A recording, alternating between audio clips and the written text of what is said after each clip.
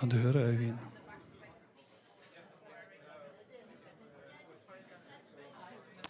Øyvind, kan du høre?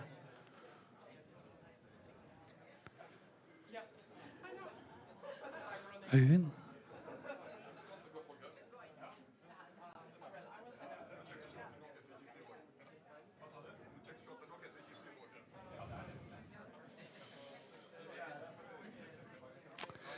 Ja, så der, ja. Kan du høre meg? Kan du løfte handa di opp? Øyvind, kan du høre meg? Tydeligvis ikke.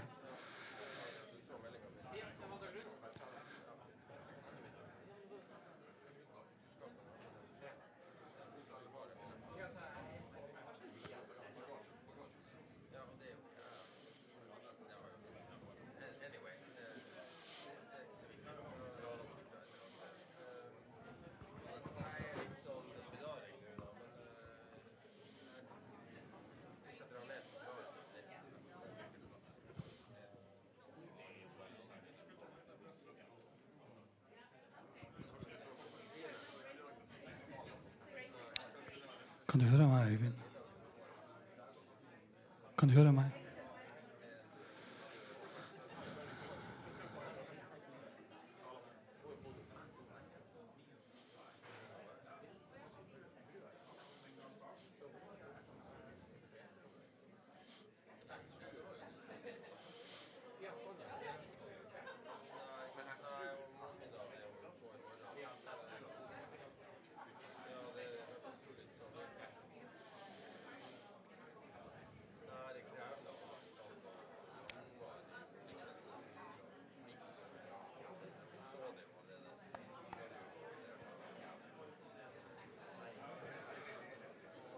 Øyvind?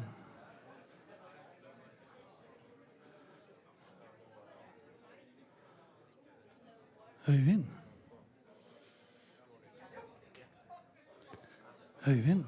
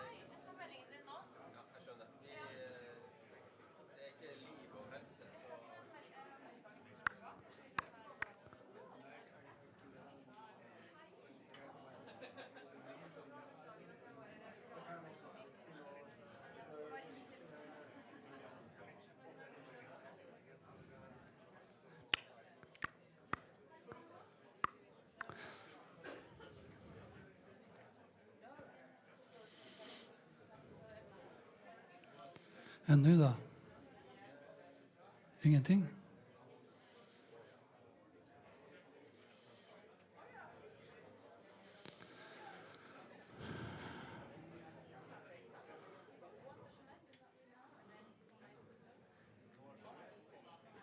En, to, to, to, to. En, to, to, to, to.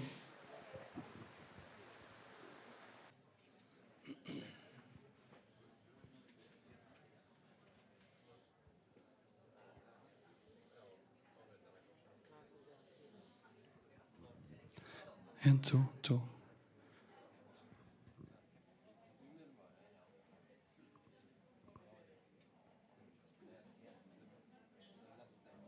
Hei, du, jeg trenger litt hjelp her.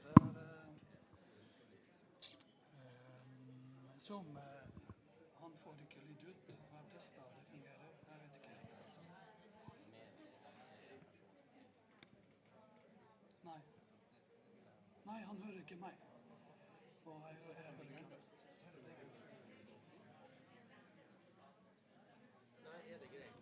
Jo, men det går inn i møtet. Altså, det var ikke noen Kim eller noen som kan.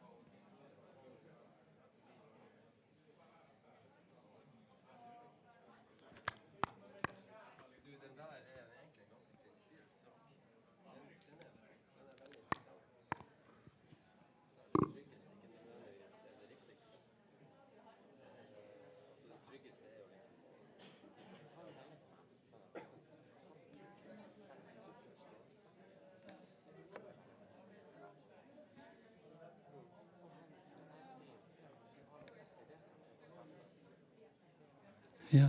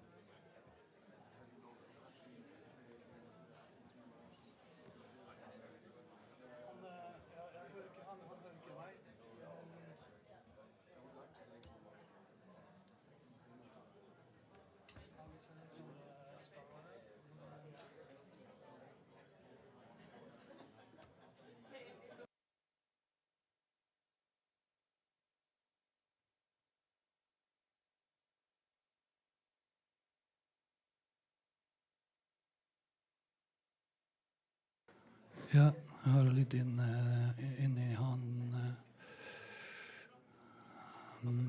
Ja.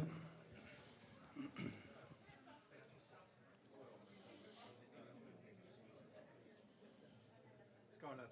Ja. Den. Ja. Den er jo lyd. Ja. Og jeg har lyd på, og det viser at det sender lyd inn. Scarlett i mikrofon. Er det han som ikke hører oss, eller hører ikke du han? Hverken vi, han eller han.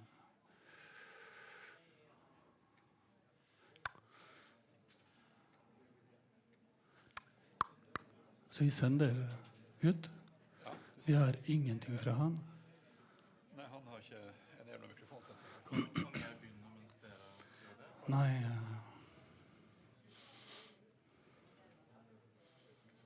So we have some technical issues, so it will be a few minutes until before we start. So as soon as possible.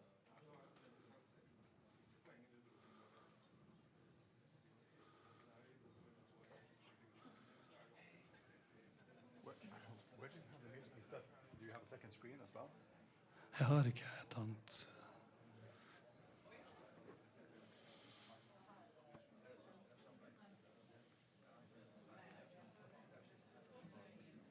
He is not enabled. Is that who's Ja, this? ja, This is you? ja. Okay, so you haven't enabled audio. Ok, så Kristoffer må...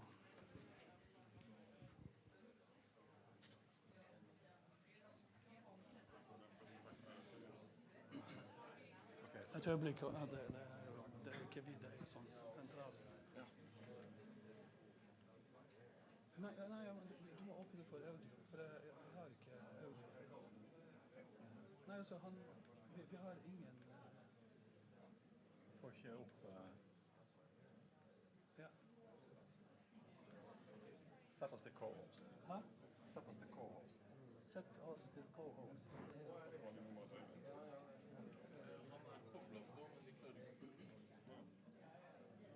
Jeg vet ikke. Nei, for vi har ikke noe lyd. Eller, altså, vi har ikke... Ser ikke mikrofon på egen. Vi ser ikke hans mikrofon på... Der. Der, ja. Det ser jeg. Så vi må ha mikrofon. Nei, men nå er det på AV til host, og vi ser kamera og... Er det Kristoffer? Ja. Hei Kristoffer, vi ser ikke mikrofon på våre egne participant. Ser du vår mikrofon?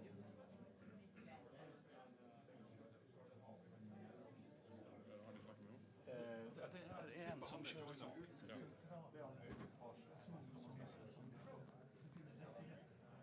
Kan du prate til han? Hei, Øyvind. Han hører ikke oss. Ja, noen må ringe han Øyvind for å be han å aktivere lyd på sin søk. Ja. Takk. Hvem som har nummeret til han?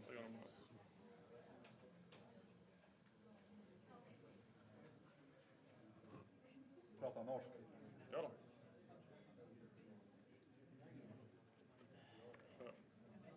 var det 900. Dere var vel innom. Arbeidskontoret 2, eller har vi flere? Ja. Ja, vi gjør det nå. Hei. Så Alfred, Du får teknikerne her.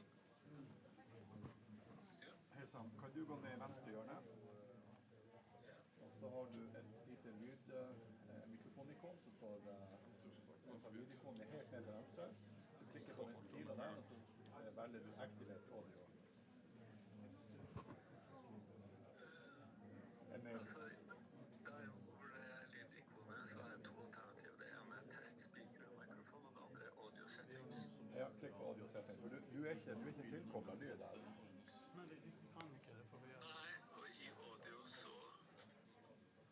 Hva er det du vil at det skal stå der da? Du må aktivere audio. Audio fra sin datamaskin. Ja, men han, Så at du må siste koble foredraget, kan ikke vi til begynne? audio. Ja. Ok. Er du i Zoom-programmet, eller er det på nettsiden? Nei, på Zoom-programmet. Ja. Jeg begynner.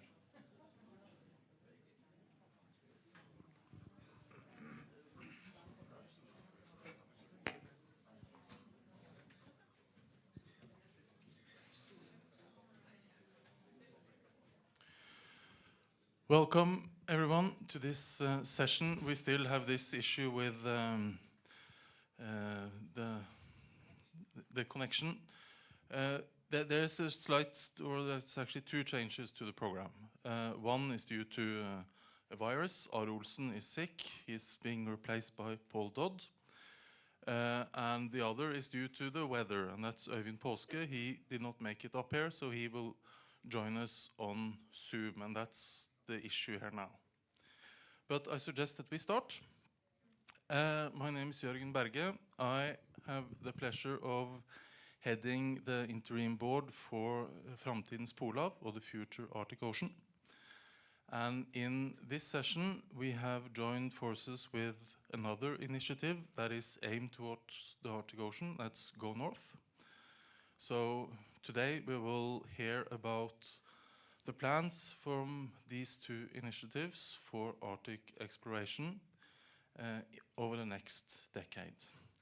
But first, we have the pleasure of having the State Secretary for the Ministry of Foreign Affairs, who will start saying a few words. Further north, I think was your title. So Maria Vertesian, please.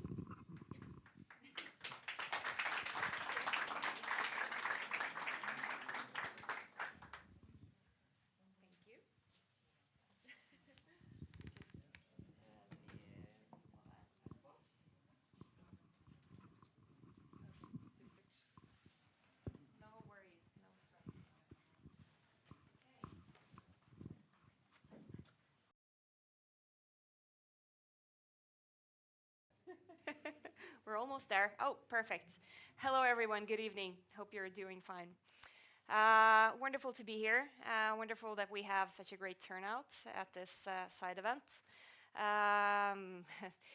I can very much relate to the difficulties of getting here. But you know, it takes a lot more than a storm to stop me from going to Tromsø, a city where I have lived. I feel I'm at home when I'm here. I've lived, studied, worked here. I've actually worked with Arctic Frontiers for 4 years, so it's quite fun and cool to be participating. I was in the main program, a Big Picture, earlier today, and for many years back, I was the one planning these events. So I'm very happy to see how this important Arctic platform is developing. And I was lucky enough to participate in a panel called Navigating Arctic Realities. And it gives me a good start of this short introduction, the geopolitical backdrop. Tore said, talk about geopolitics and say something about the importance of science and ocean research and GoNorth, and it's an important project, I'm just mentioning it. So climate change is a reality of the Arctic. And as I said at the big picture panel, climate change does not care about frontiers or borders. It doesn't care about geopolitics. It is happening despite the geography, despite everything which is shaping the world around us. And friends, I'm a political scientist. I'm lucky enough to be working with politics, be a part of a government in a time where so much is shifting. Actions, reactions. What actions do we take? What reactions will we get on that? How will our actions contribute to shaping future narratives for this region in particular? We're standing at a crossroads in time for the world, Europe, Nordic, Arctic, Norway. In order to understand the present, I think sometimes it's important to look to the past. And where were we 30 years ago? I was 4 years old. Approximately 30 years ago, well, Norway got the EEA agreement, which is celebrating 30 years now. It's important. I try to mention it as often as I can, because globalization, it goes in waves. I have a master's degree in globalization, actually, and I have almost not heard about globalization since I handed in my master thesis, because it's all about regions now. It's all about the close regions. And so, once again, where were we in the beginning of the 90s? Well, the Berlin Wall had fallen. There was an optimism. There was an optimistic wind blowing around the Western world. It inspired Scorpions to write Wind of Change, which was a big hit. It also inspired Francis Fukuyama to write End of History. And as we know, Fukuyama has later on, 30 years later, said that, well, I was wrong. It wasn't, democracy hadn't succeeded. But we thought so 30 years ago. And 30 years ago, we saw the children of the openness in the Arctic. And those children are Arctic Council, the Barents Euro-Arctic Council, the Council of the Baltic Seas. All of these children of the 90s contributed to a sense of togetherness. In the circumpolar Arctic, particularly for the Arctic Council, the core idea of the Arctic Council was to represent the issues of common Arctic character, representing the Arctic perspective, having the Arctic at its very, very core. No other fora can do that. No other fora can replace that. But due to the watershed moment we're living in currently, with Russia's unprovoked, unjust aggression on a sovereign nation, and Russia is a large Arctic state, again, we cannot change the geography. It is there, it is a given. And so the Arctic Council has been paralyzed due to this. Finding a way forward for this important child of the 90s, it's demanding, but it's the most important task for Norwegian Arctic policy as we are chairing the Arctic Council. I will get back to that. Also, for the two of the other children of the happy 90s, Council of the Baltic Sea States and Barents Euro-Arctic Council, the situation is different. Russia is no longer participating. But so the door there is closed, but at the same time, I would say more than a window, at least, well, new doors are open towards the Nordic. And once again, we see how important regions are. Because that region where we see very clearly how we share the same values, democracy, freedom, rule of law, freedom of speech, are also the core values which will enable us to ensure that the green transition will be a just one. Because we cannot put democratic values aside as we transition our economies towards a zero-emission future. So that's the backdrop. Crossroads, world, Europe, Arctic narratives. Oren Young said it quite well, and Prime Minister Støre said after him, well, we're now currently in a situation where we have to rethink the narratives about the future of the Arctic. And again, actions, reactions, the actions we take will contribute to shaping the narratives of the future of Arctic politics for many years to come, perhaps more than 30, I think. And so, to say a bit more about the Arctic Council, it is facing a historical challenge because business as usual is not possible. As all of you know, Russia had the chairship of the Arctic Council when the war broke out. Due to natural results of that, no activity could continue. It was taken down. It was frozen. Some said the council was dead. It's really not true at all. Norway took over the chairship from Russia, and our main ambition has been to find out the right level to making sure we provide just enough oxygen for the structure to stay alive. So core priorities of, thematic priorities of the Norwegian chairship is to cooperate within the areas of climate, environment, ocean, sustainable development, of course, Arctic people, Arctic youth, part of that. So if you're wondering, do you have an important role to play in the shaping of the new narratives, the future for the Arctic? Is science important? Well, yes, because you're part of our diplomacy. Science diplomacy. But we need to walk together to shape the future together. It's important that politics and science and business, that we are tuned into the same line, so that we are not doing too much, because it's important. Business as usual cannot continue for Arctic Council. It is not possible. It is only up to one state, one Arctic state, to end the situation, causing the fact that we cannot have a business as usual.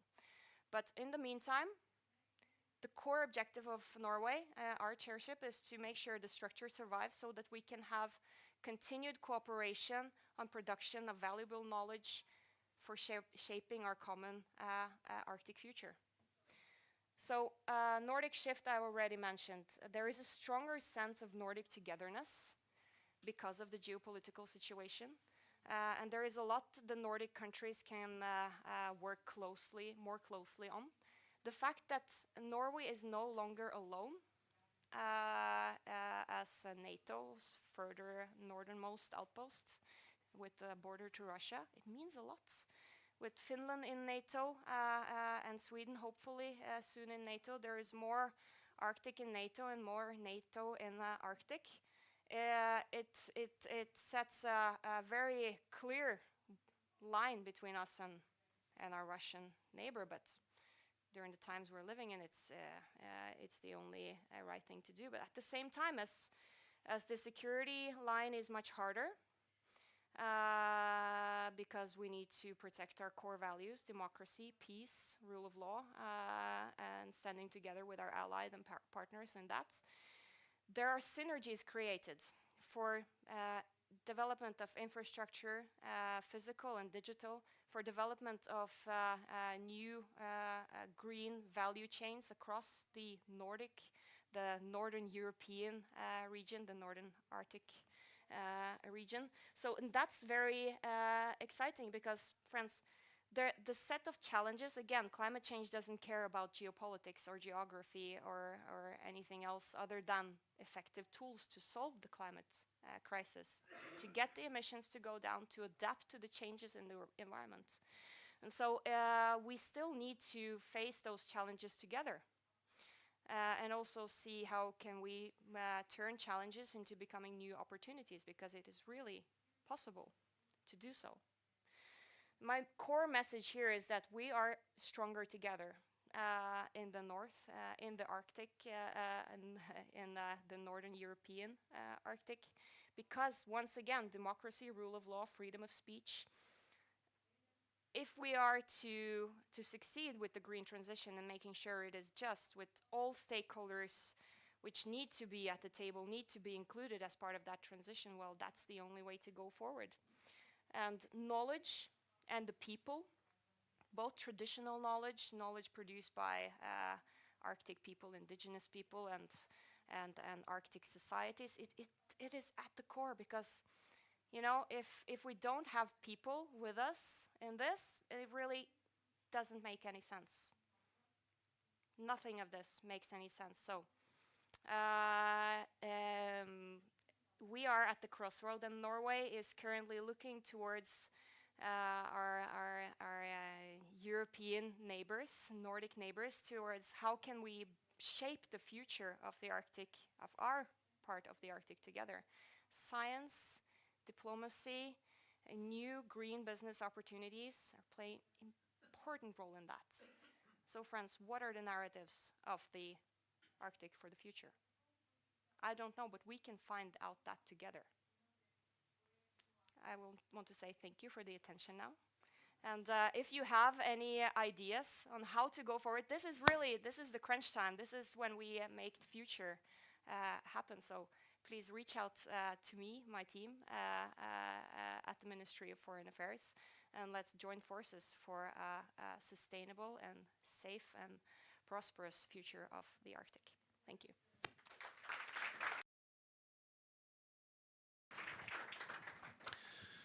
Thank you very much.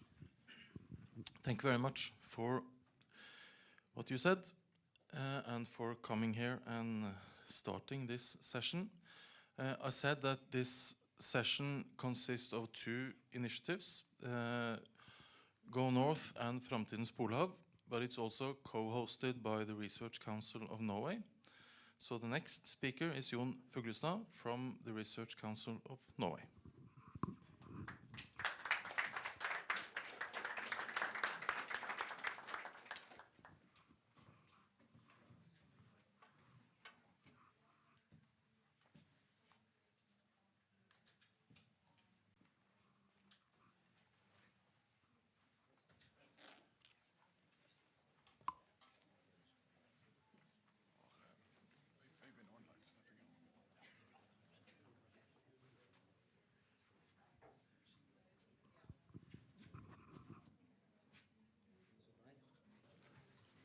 Fungerer det? Ja, da gjør det det. Takk for introduksjonen.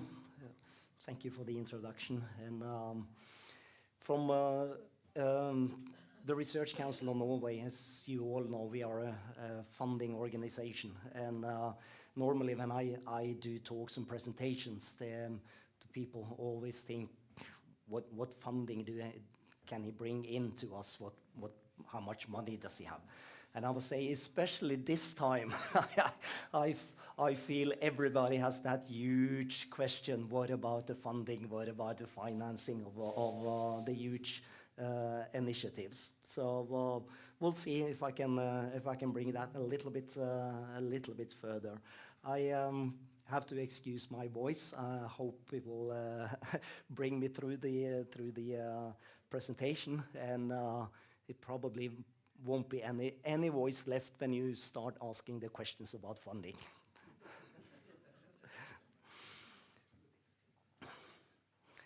So first of all, just an overview of the Norwegian statements about research in the polar region. And that citation is taken from the policy for our policy for polar research from 2013 until 2023. Unfortunately, we haven't made a new one yet.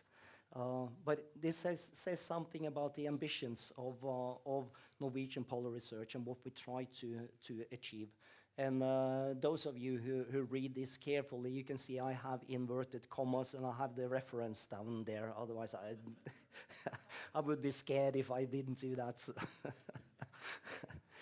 So this is more or less the background of what we try to achieve. And I want to say in the beginning, when we have these two huge initiatives, GoNorth and the future of the Arctic Ocean, the Research Council of Norway, we are positive to have such huge initiatives. It is very good to have what we call the national team, bring the research institutions together, try to achieve something in common. We are very positive to that. And based on the previous slide, this one, again, just tells us a little bit how how big is actually Norwegian polar research? These figures are from 2018.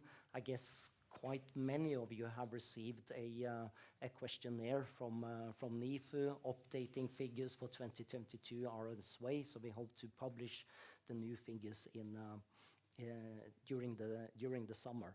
But as you can see, that there are many polar researchers in Norway, nearly 2,000 in 2018, nearly 1,000 man-years. 60% of the man-years are marine. These two initiatives absolutely maybe will enhance that even further. And you see the differences between Arctic and Antarctic research. Norway is a huge Arctic research nation. We are not so huge when it comes to Antarctic. The figures that you see, they're approximately 150 million euros per year. That is not including capital costs. And of all those money, approximately 25% are through the Research Council of Norway. The biggest amount is directly from the ministries to the universities and institutions.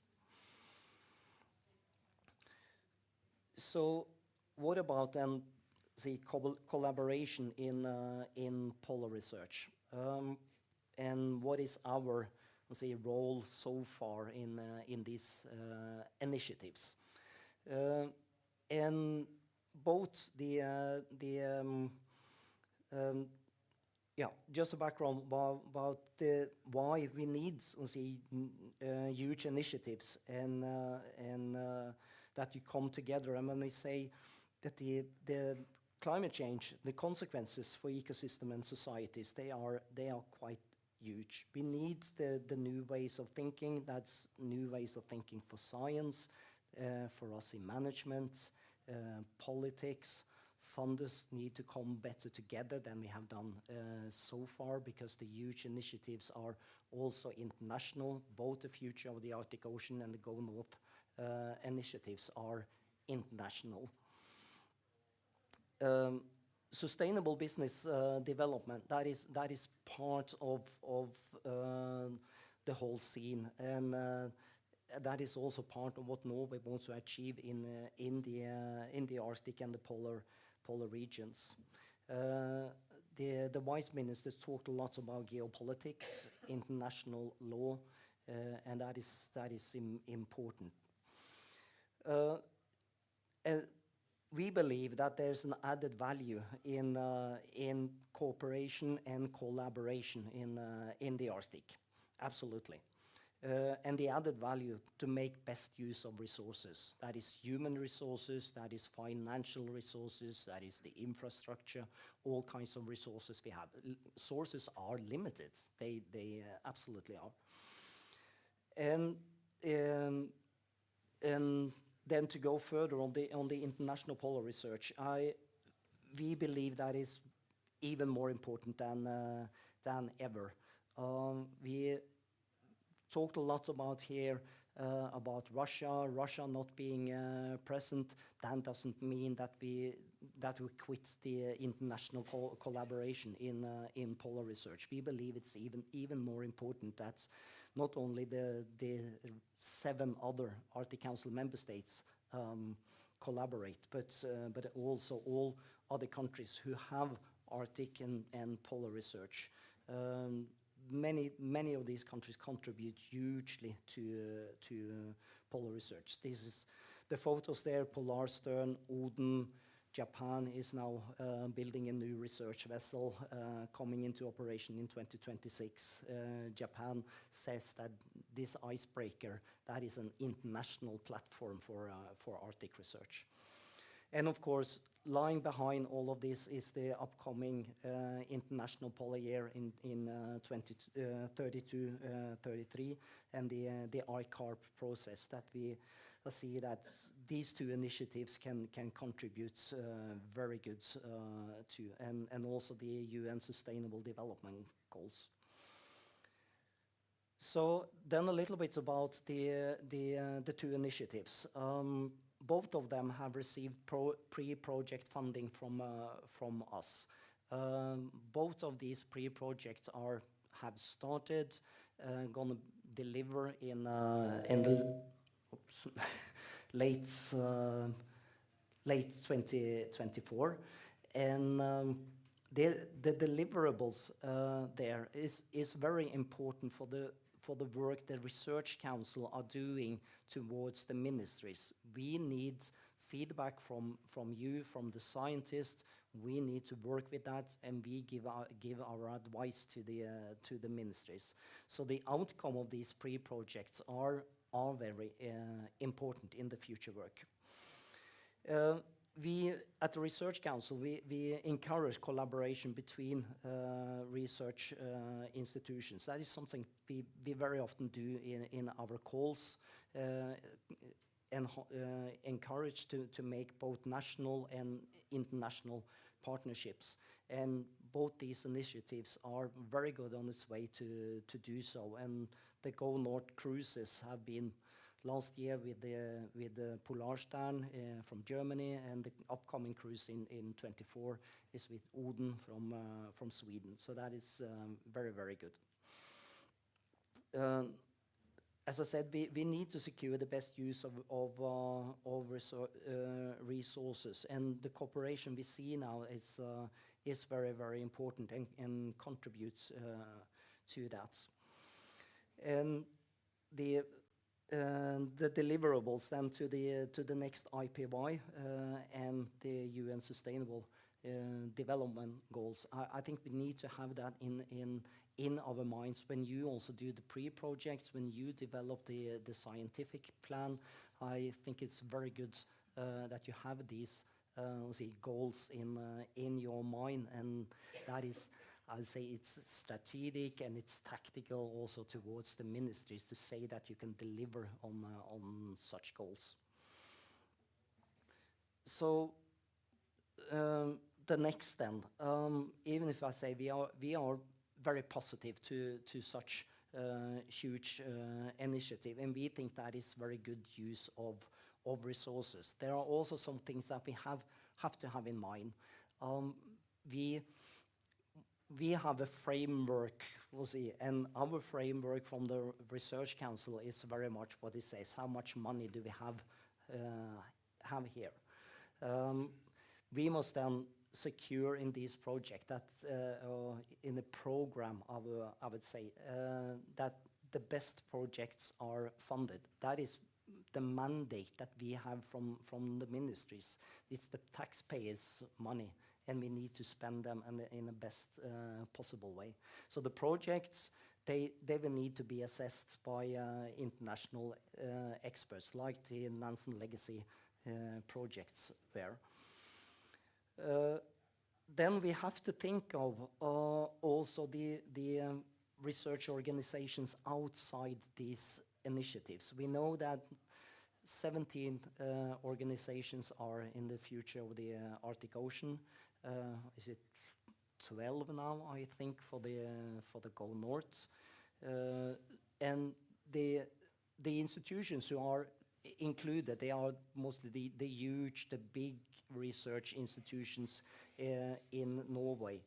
But there are other who are not involved, and we also need to think about them and what are their future when they not are included in any of these initiatives.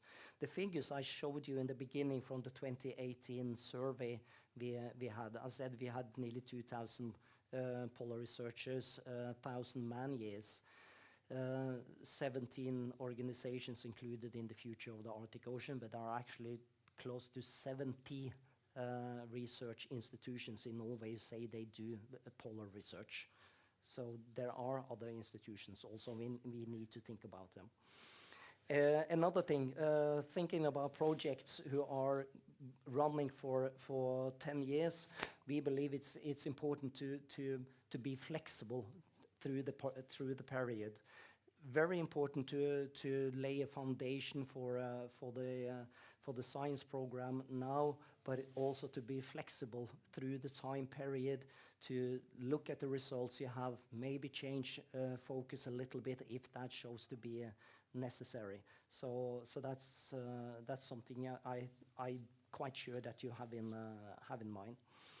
And then, how many huge initiatives can we from the Research Council actually found? These two initiatives, they are very good and they have a very good goal. But if we see from our side see that okay, we get a third, we get a fourth, or we get a fifth huge initiatives who say that okay, we also want a lot of money to do our research. Of course, as I said, we have a framework and we need to take that into consideration because we need to be realistic also about the funding. When you're talking about 1 billion Norwegian kroner from the future of the Arctic Ocean, we have to be realistic and say it probably is not going to come too much, new money with these initiatives. We have some hopes, yes. Just an example, probably very many of you know about the artificial intelligence support that the government launched last autumn. 1 billion kroner new money. So in the Research Council now, to actually fund that 1 billion, you have to look inside our organization, or you have a little bit money there, or into the artificial intelligence, you have some money there, we take it to the artificial intelligence. This is how it works, actually. So I'm not saying that we have many other huge initiatives for the moment, no. But that is something we need to think of. And of course, you also think about the in-kind contribution in huge projects like this, or huge programs. I know you are thinking very, very much of it. Maybe 50% in-kind from the institutions for the time being, but of course, in-kind contribution that would be really important. And I'm sure you or I know that you also think about the in-kind contribution from institutes compared to the universities and how much each of the institutions can bring into the work. So these are just a few thoughts on the way forward. Not going to say very much about that. International Arctic work is very important. This is just a little overview of all of the organizations and initiatives working on internationally on Arctic science. And with our slogan from the Research Council of Norway, I say thank you very much.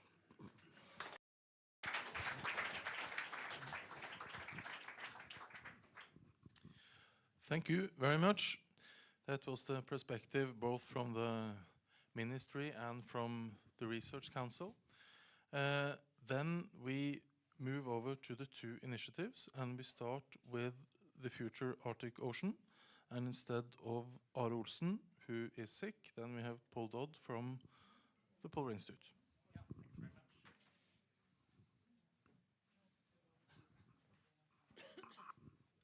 Yeah, good evening. I'm going to tell you about a new 10-year national research program, which is intended to provide the knowledge needed to adapt and make the best possible use of the situation that we find ourselves in at the moment with an Arctic Ocean which is shifting from white to blue, at least in the summer season.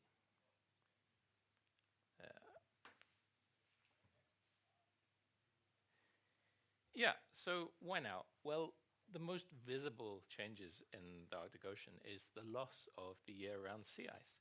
But there's an awful lot going on under the surface that we don't see quite so easily from space.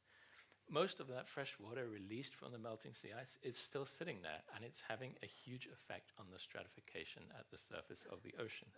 At the same time, this loss of sea ice is letting a lot more light through. And these two things together are a huge change for the biological part of the living ecosystem. And that is going to change markedly as a result. As this changes, it's also very exciting and a little bit concerning to see the pace at which new human activity is increasing in the Arctic Ocean. We see from AIS transmitters on ships more and more shipping days in the Arctic Ocean every year. Norway is building new research icebreakers, but we are not the only country doing that, and icebreakers for research are not the only new ships being built. In 2022, when we took the Kronprins Haakon to the North Pole, we were able to follow a brand new icebreaker built purely to take tourists deep inside the Arctic Ocean. And I learned last week that Sweden is currently building a new icebreaker, eventually going to replace the Odden. And one of the first tasks for that is to help with the laying of a trans-Arctic communications cable. So as one physical barrier melts away, people all over the globe are seeing both opportunities and threats related to the Arctic Ocean. And that's natural, because what happens in the Arctic doesn't stay in the Arctic. But we need to collect the knowledge and develop good strategies to enable smooth governance of this new activity that avoids tension. So what do we need to know? We know well that the ice is melting, but we need to know more about the details of how that's happening and the implications of that change. Another way of saying this is that we need to know what's valuable and what's vulnerable in the Arctic Ocean in order to govern new activity in the best possible way. As you probably realize from the issues I've mentioned already, this is a hugely interdisciplinary problem. And so it's really good that we have a national initiative, because with the 17 partners that we have, there's a vast amount of expertise that we can access within this pool. We're working with a 10-year time frame for this project. And one important feature of that is that the next International Polar Year will occur around 2/3 of the way through the Future Arctic Ocean project. I understand that this project is going to be a significant part of the Norwegian contribution to the International Polar Year, and I think that's going to work really well with this happening 2/3 of the way through the project when it's already reasonably mature. Working in the oceans is really easy or cheap, especially when you're working in an environment as harsh as the Arctic. So we have this budgetary framework of around 1 billion Norwegian kroner. With such a large framework, you might be anxious to know that this is going to be well run and managed. So I'll talk a little bit about how this is going to be structured. There's an interim board which leads the project from the top down, led by Jorgen. And below this sits a working group, and that's composed of 17 representatives, one representing each of the institutes involved so far. And this working group is the group which is charged with writing first the science plan and later coordinating the implementation plan for the project. Each person in that working group is responsible for making sure that this project is well anchored within their institution, and that ideas from individual scientists who have specific expertise are brought up to the working group and make it into the implementation and science plans. The working group has been meeting for a couple of hours every week since September, and so far we have come up with this structure for how the project should be organized. One thing that was obvious really early on when we started talking is that this needed to be an extremely interdisciplinary project. So to facilitate this, we have this structure with the traditional disciplines of physics, biology, chemistry, governance, and so on in the background. And over the top of this, we've come up with 5 cross-cutting research themes. I'll talk more about each of these individually in a moment, but these themes are going to be quite technical, and we want the findings of this project to be easily communicated to stakeholders and to be policymakers and so on. And so we have this synthesis work package in the middle. And the point of this really is to translate the information and the findings from these individual cross-cutting themes into something which is easily and readily communicated and easily digestible. So the first cross-cutting theme is called Global Drivers and Feedbacks. And this is really about how the Arctic Ocean is situated in the world. You can see in the diagram that ocean currents bring warm water and potentially invasive species into the Arctic Ocean, and at the same time, changes in the atmospheric circulation associated with the loss of sea ice can affect, for example, midwinter temperatures at mid-latitudes. So what happens in the Arctic doesn't stay in the Arctic, and a lot of actors around the world are interested in playing a role in Arctic governance and being involved in deciding what are the new priorities for the Arctic. So this work package will also look at how those processes are changing as we move forward. We have a second research theme called the changing Arctic Ocean, and this is really zooming in and looking at what's changing inside the Arctic Ocean itself. I think this is where the project is going to commit a lot of its observational resources. The point here is a little bit about exploration, and it's also about finding out more, as I said earlier, about what is valuable and what is vulnerable, understanding how processes are changing and how those changing processes might lead to increased human activity. There's a third research theme, which is specifically looking at abrupt changes and extreme events. If I talk about tipping points, we often think about the natural science system, especially the physical environment. But this idea of a threshold that if we go past, we can't necessarily reverse back from easily, applies also to, for example, new human activity and political systems. So this is the theme that's trying to identify what the surprises might be in the future. There's a fourth research theme, which is prospects and consequences specifically of new human activity. This cartoon in the middle here with a lot of different types of ships heading to the Arctic, and these poor whales there, is a little bit too accurate a description of what's happening at the moment, I feel. But there are a lot of challenges here with this new activity, and this is specifically looking at the new governance we need to deal with that. To give a very specific example, one thing that we think might be coming up soon is a new marine protected area in the Central Arctic Ocean, possibly beyond national jurisdictions, perhaps in the area of old ice. And this is a cross-cutting theme that will provide the science basis for this kind of question. And finally, we have a cross-cutting theme about advances in modeling and observing. So this is providing exciting new toys and exciting new tools to collect observations and make sense of them.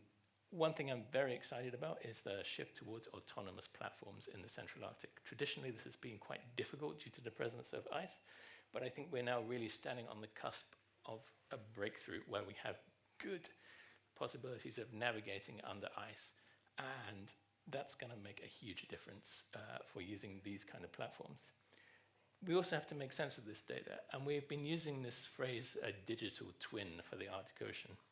This is a phrase that typically comes from an engineering background where a human-created product has a digital twin. If you know everything about what you've built, you can build a model which perfectly represents it, and with small changes in the model, you can investigate what would happen in reality.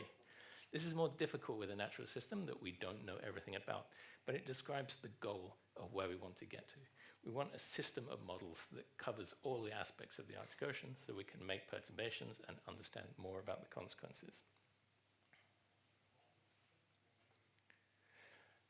I don't have too much more to say about this central synthesis work package, which is going to translate the findings from these individual cross-cutting themes, except to reiterate what was mentioned in the last talk, which is this importance of maintaining flexibility. It's quite likely in a project with a time span of 10 years that there will be some really important discoveries, findings that could change the direction we want the project to go in. And so this synthesis work package is about looking at what we found so far and interpreting if we need to change the direction of the project to make use of that. It's also quite possible that there would be changing stakeholder needs over the 10 years of the project. All of that would be addressed here. This slide gives a timeline of our progress.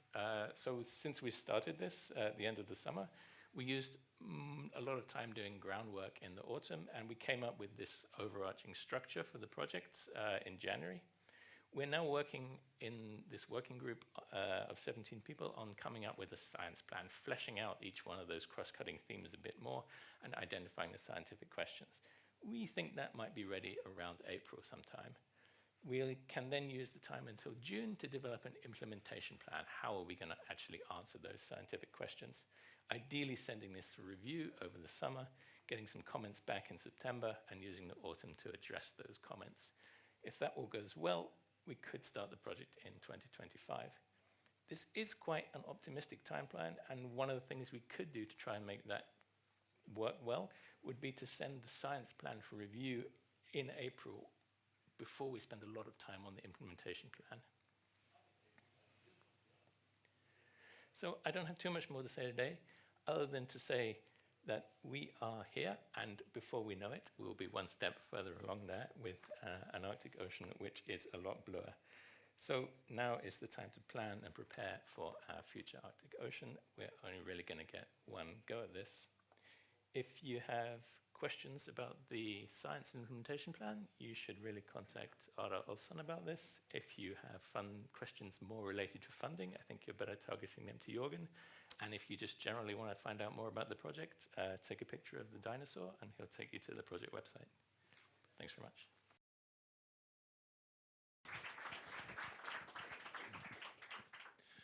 Thank you very much. I think we have time afterwards for questions, so we just continue the program and we open up then for questions for everyone afterwards. So then it's Øyvind Påske, who was supposed to be here but could not make it, but I see that you are now online and we can also hear you, hopefully.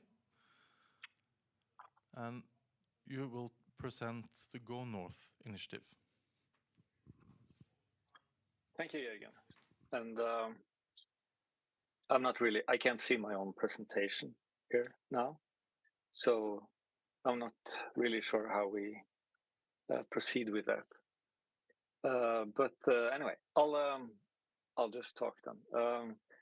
And so I find it a little bit amusing that both me and Are Olsen together have worked for the last 10 years in a large international initiative trying to organize research vessels going into the Arctic under the name Synoptic Arctic Survey. You need to share and so your the screen fact that with we the now presentation. You need to share your presentation screen. Okay. Let's see.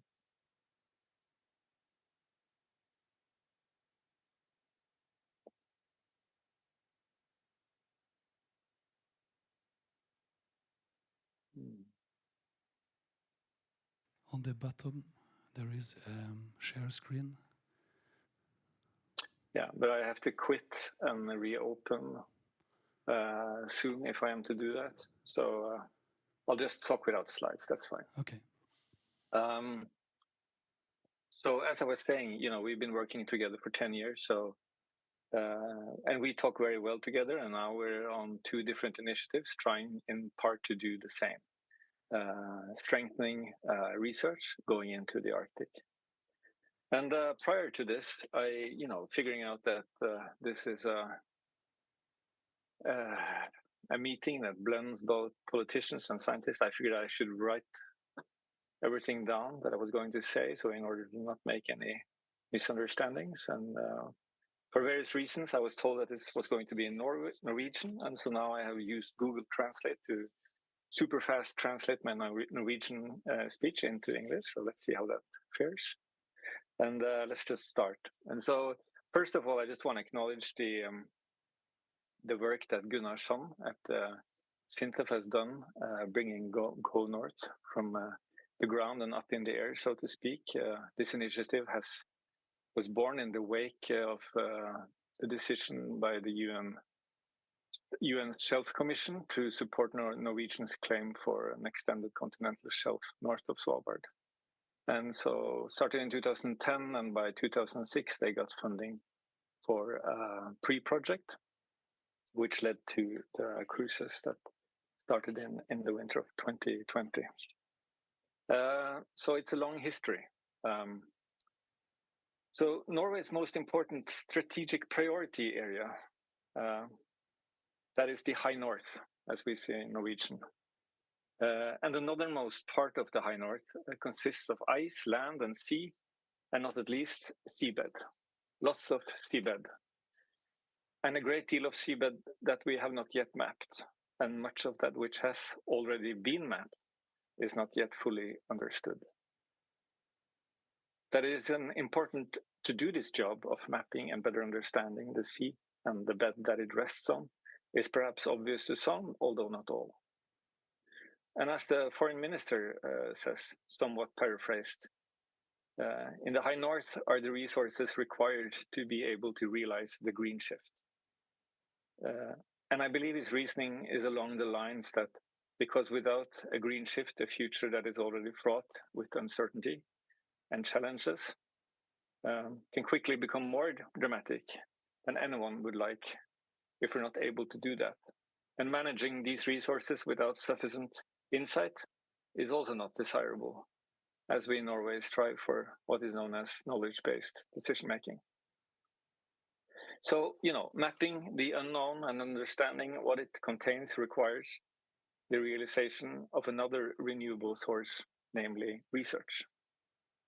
It thrives best when new data can be collected and produced, when young aspiring researchers are included that have the capacity to think new things and to a free exchange of ideas and insights.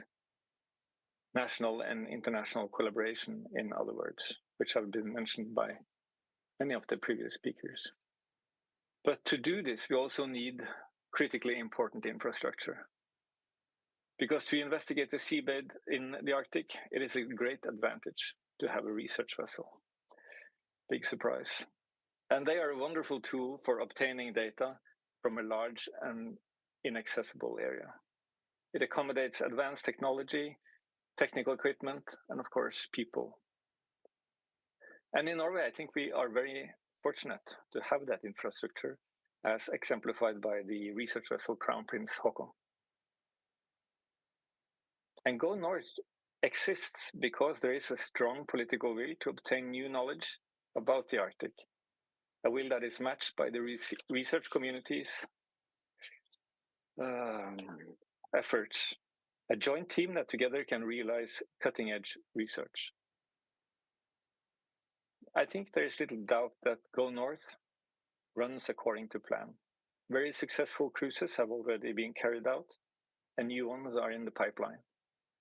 In a relatively short time, GoNorth has become an instrument that ensures securing new knowledge from strategically important areas, utilizes national expertise, and facilitates for targeted and concrete bilateral cooperation with countries that have a strong interest in understanding the Arctic, such as Sweden, Germany, and the US, to mention a few.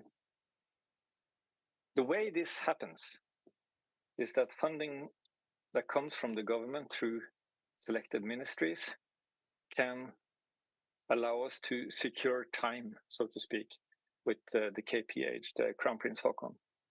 And with this ship time, we can make the Crown Prince Haakon available to research initiatives or projects that already have funding to carry out the research itself. And so, with this suite of different types of proposals to choose from, GoNorth considers how to blend different research projects so that ship time made available is used in an optimal way. There is usually a little bit of bickering when you're on a ship regarding wire time and who should do who and what is more important and so forth. And sometimes not everything runs according to plan. So that's also something you have to plan for.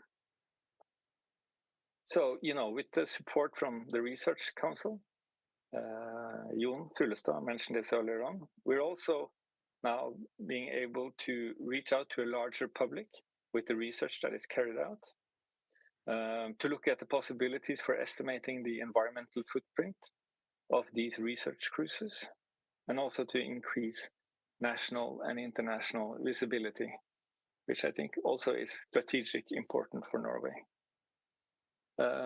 This year, we're collaborating closely with the Swedish Polar Research Secretariat, and the cruise leader there is Professor Martin Jakobsson, who is a well-known character in Arctic science.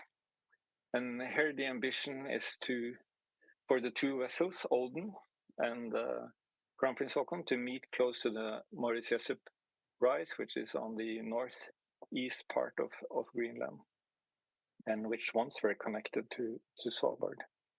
And so with the cruise from Odin, who is going up through the Davis Strait and through around Greenland, and also doing research in the different fjords on the northeast part, like the Victoria Fjord, we will get a synoptic transect running from the westernmost part of the tip of Greenland and all the way down to Longyearbyen.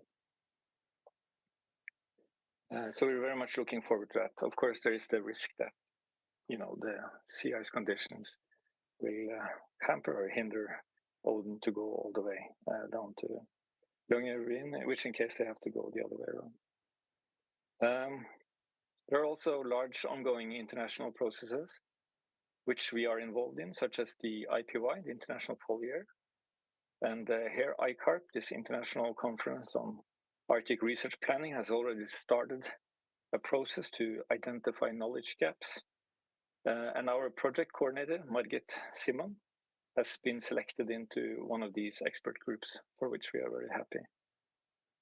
And ICARP's expert groups will come up with an overall recommendation within late 2026, early 2027, which I think will be a very important guide for the Norwegian Research Council in developing a national program for IPY, which of course also will include the Southern Hemisphere. We are now in the process of planning a new cruise that will run in August, and potentially also a second cruise in late December this year. And we're ready to make the announcements for the combination of projects by mid-February, I believe. But that's ongoing work led by Sverre Laberg and Bjørg Risenbrobakken. And so with those things in place, I think I can basically remind you that the GoNorth is about understanding the seabed and the ocean at rest on this seabed. We do this through bilateral collaboration. We seek scientific progress in order to understand phenomena like the spreading ridge and the hydrothermal pipes that are identified. We're also seeking synergies with international initiatives like ICARP and, of course, striving for IPY. And we seek to aspire a new generation of polar scientists and utilizing the infrastructure that is available and enhance international visibility. And that's basically all I have to say. And I did that without slides. I'm sure you're happy for that. Thank you for your attention.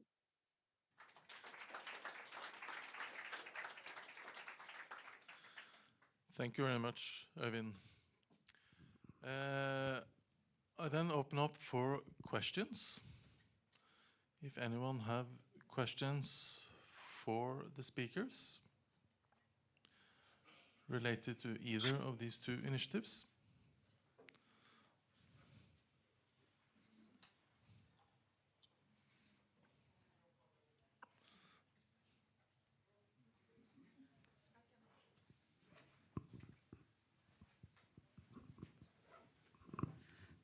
Maria Fossheim from the Institute of Marine Research. I wonder, is there any living things in GoNorth? Is there any biology?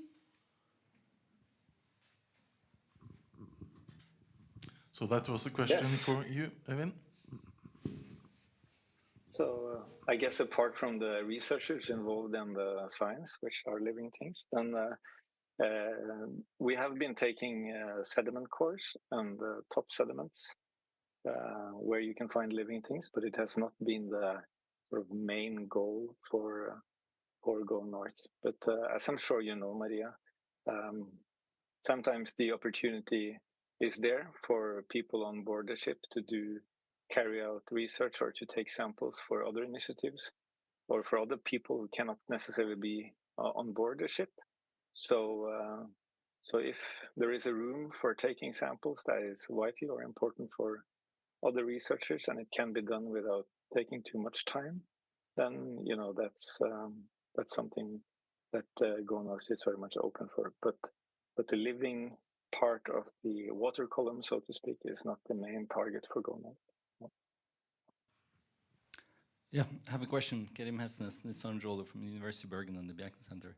And goes to both of you, and I think Øyvind will know what I'm going to ask, but our colleague from Saskatchewan said earlier today that, which I guess I should as well, I'm standing on indigenous land and I acknowledge that. And I think big parts of the Arctic, you can say the same, right? And when it comes to human beings, living human beings, How do we include them, the people of the Arctic, in both of these projects?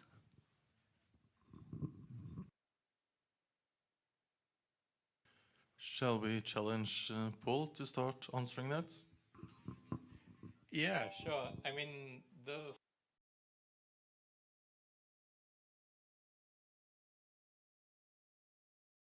Hello? Yeah. So the focus of the future Arctic Ocean is the central Arctic Ocean, and there's not a lot of indigenous people living in the deep ocean. And if we think of what will be done as the Norwegian contribution to this program, we're thinking of a triangle in the European Arctic. But if we think more of the international aspect there, then this starts to become more important. If we think more of, Canada and Alaska and these regions, then it's great to involve these people. And there's a lot of new technology that's being brought out, which can well be given to smaller groups, kind of citizen science at a slightly higher level with more community involvement as well. So I hope that we can contribute to that type of initiative, by starting this sort of project. But I don't have specific plans I can really talk about right now. That would be part of the implementation plan, I guess, which we're not really at yet. Yeah. Do you want to say a few words also, Evan? Yeah, thank you for the question, Kerem. I think it's a very pertinent question. And I think from GoNorth side, we must acknowledge that we have not been good enough at including indigenous people involved in these cruises. I mean, we are now in the process of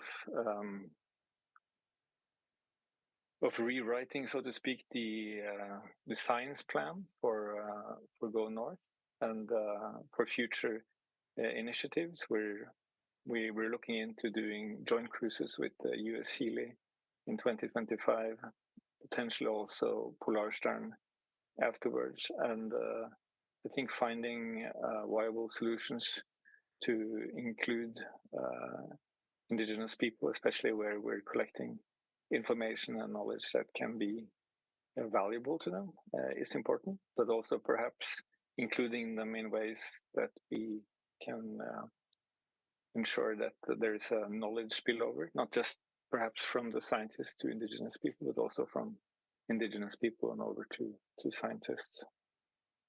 Yes, thank you. Thank you.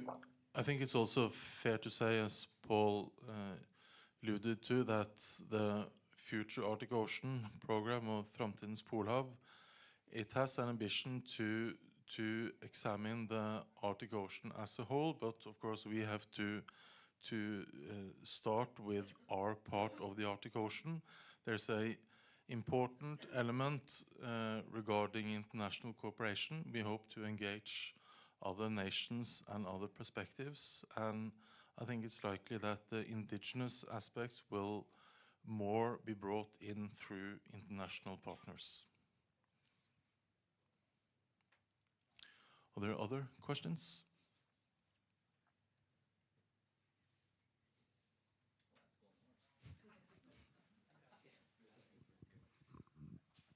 Wasn't supposed to be here, but I think it's a question I think a lot of people have had is like, how are you going to, if not merge, but at least coordinate, complement, work together between these two projects? And it's not absolutely clear from the outside. Of course, I'm more on the inside, but how they are distinct and have been and will be, and also the strength of having these two.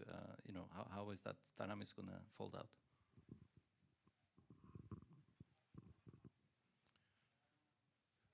Will you start this one, Eivind? Yeah, sure. Can we have two projects that exist at the same time, addressing different aspects of the Arctic?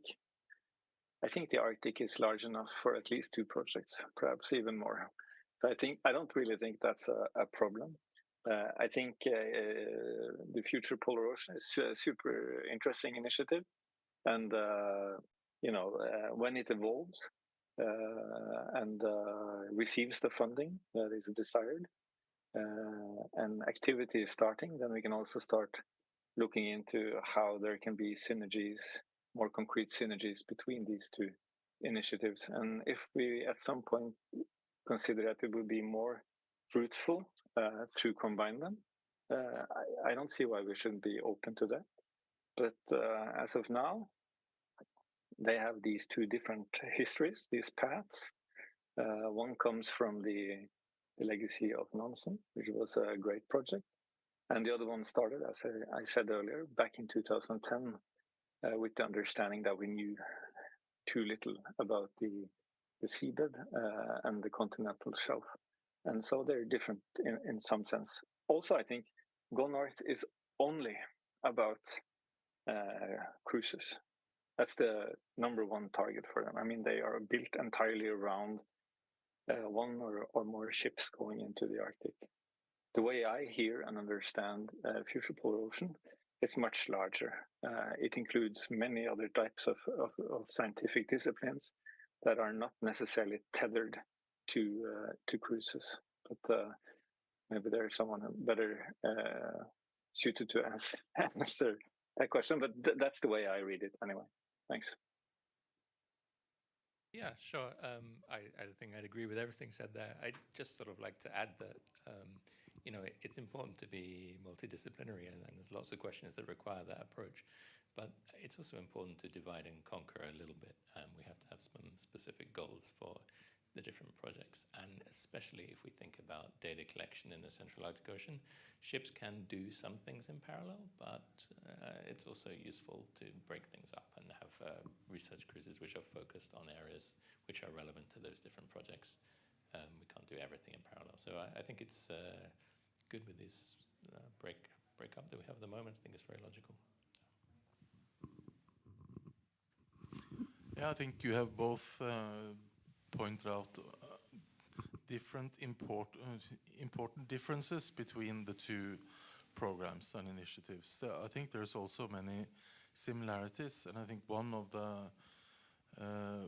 our tasks, at least from the board perspective of both Framtidens Polhav and GoNorth, is to ensure a coordination, how these can be coordinated, because there are certainly also many aspects that are overlapping. And I think collaboration here is important.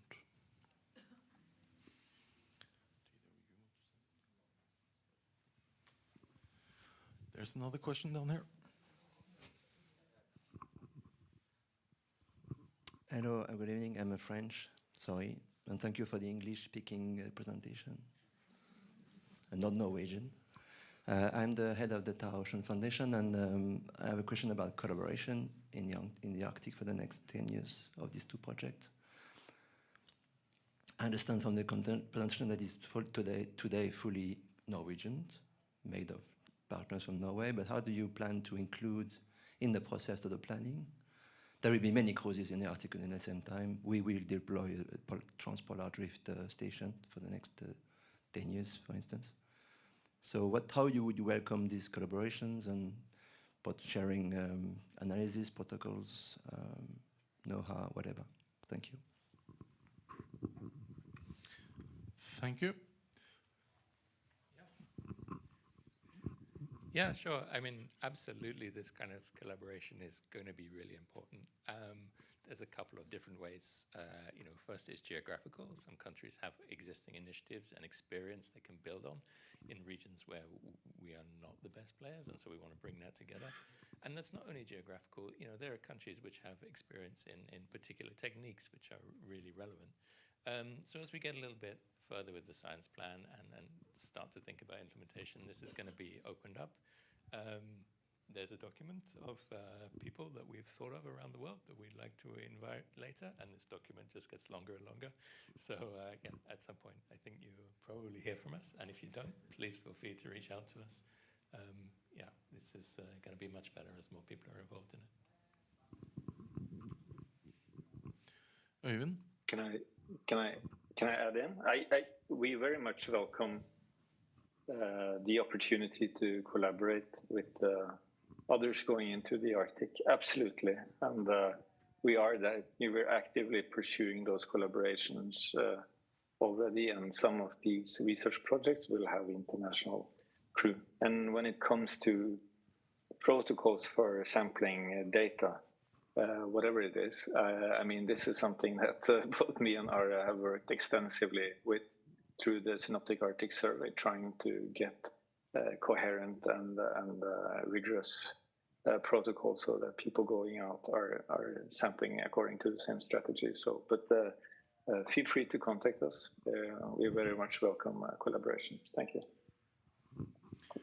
And also the Framtidens Polhav, it is based starts out as a national team, but we will for sure make, we are very well aware of Tara, for instance, and that initiative, and that will be important collaboration points for this when it is funded. Should we mention that we've already, I think the Research Council has discussed this with research councils in Germany and the UK, who have agreed to have related calls for science projects related to this, and you know, maybe that will extend also to other countries. Yeah.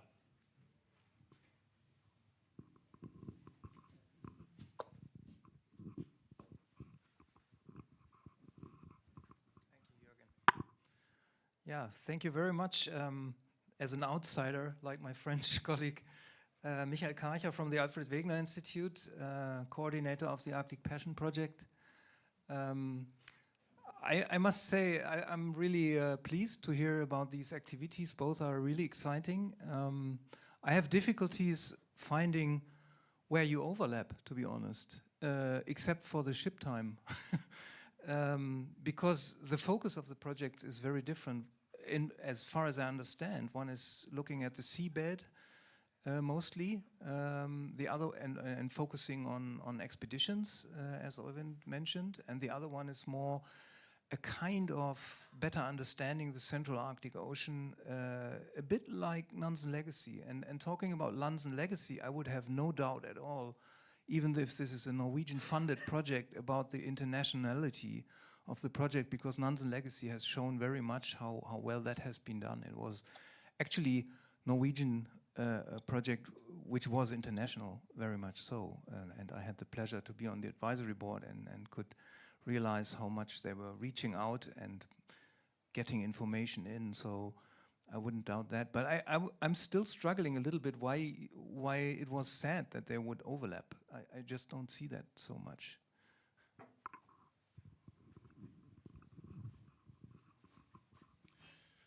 Øyvind, will you start? Michael, and thank you for the question. Good to see at least part of your head among the audience.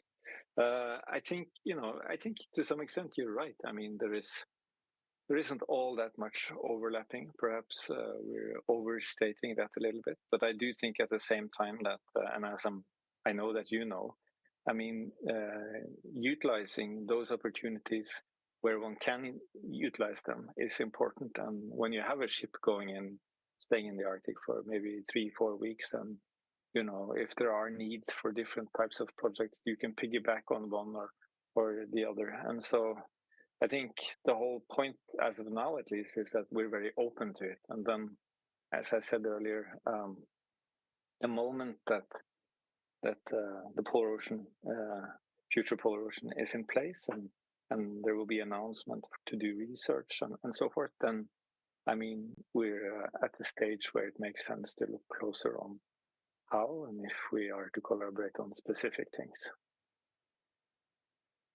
I think that makes sense. I think it's less about overlap and more that there's a few areas where there's good opportunities for collaboration. It was mentioned already, samples from living organisms from the seafloor, and that might be something which might be collected in GoNorth, and perhaps the analysis done in Framtidens Polhav.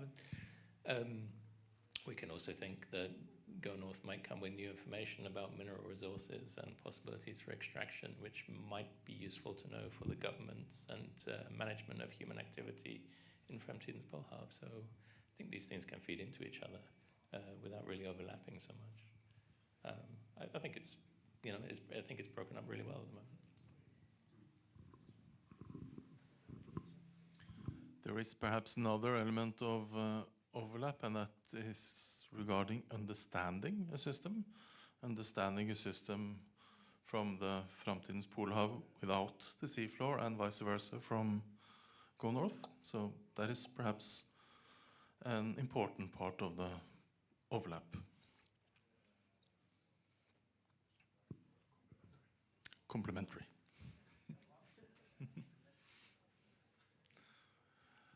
Are there other questions? We still have some time.